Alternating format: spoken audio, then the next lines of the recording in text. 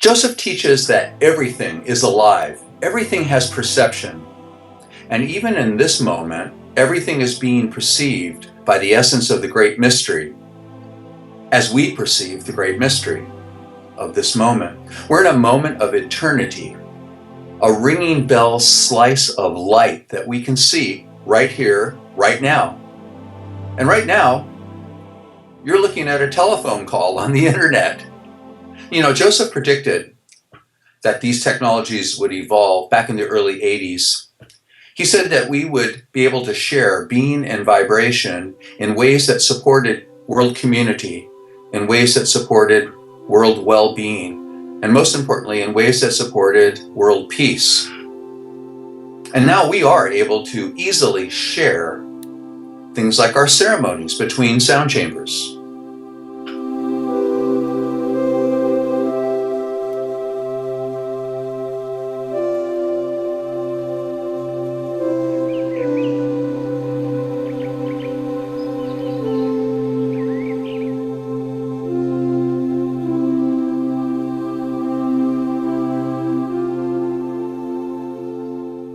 We're able to share wisdom from our elders, like Grandmother Eula Ray. As I stated before, many of the caretakers that I've been personally acquainted with are deep, loving people. And we can share this with the younger people. We're also sharing conversations with visionaries, like the author of The Visionary about Joseph, Professor Kurt Wilt.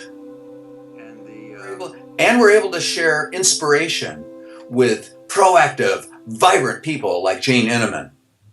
Up until now, I would say that most of the chambers have operated kind of like independently in their own little communities, which is all great, good, wonderful work. All right, but like Joseph talks about, that these chambers create like a web all throughout the world, vibrationally and energetically, and I really feel that. I feel connected to all the chambers. I feel connected to all the chamber keepers. I don't know all of them personally, but I know a lot of them. I've met a lot of them, and I just think that moving forward, in particular, it's really, really helpful to have that communication because, like me, for instance, when I got that vision to build a chamber, I was involved in the Pennsylvania community, so I had some idea of what was going on. It's really helpful to have to know that there's this family of chambers out there and other people that have been doing this for a long time,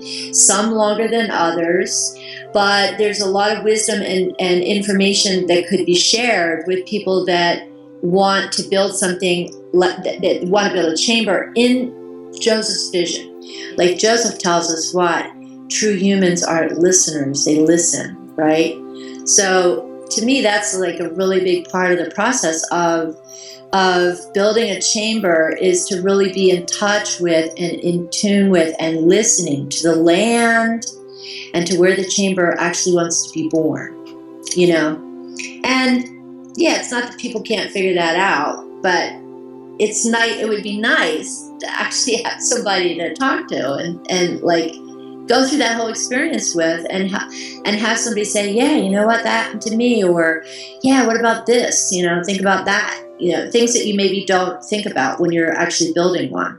So I think there's going to be new people getting involved. And a question for you is, what do you think of the responsibility of the chamber caretakers to encourage people and to welcome them in? How is that going to work? Because I think we're seeing a ramp up in interest and a ramp up in people coming in.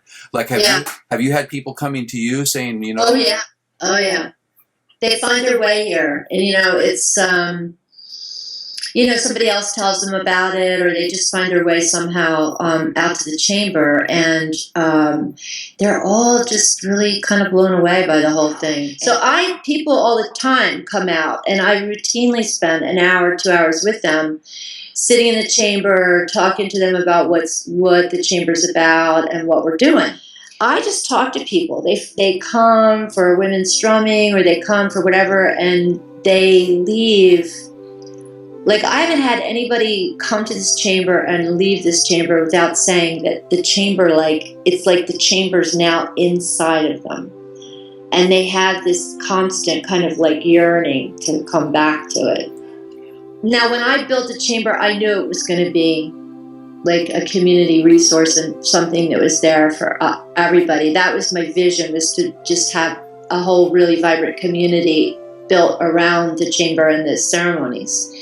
So I didn't have any question about that in my mind, but I think there might be other people that they need to really understand, if they're going to approach it that way, what it means. Yeah, I mean, because it's a pretty big deal.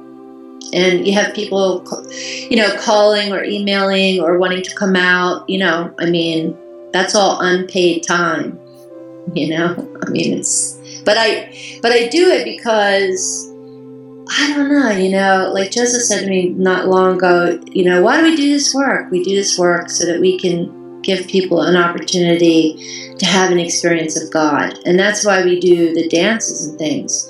And so I just feel like that's part of what I'm here to do.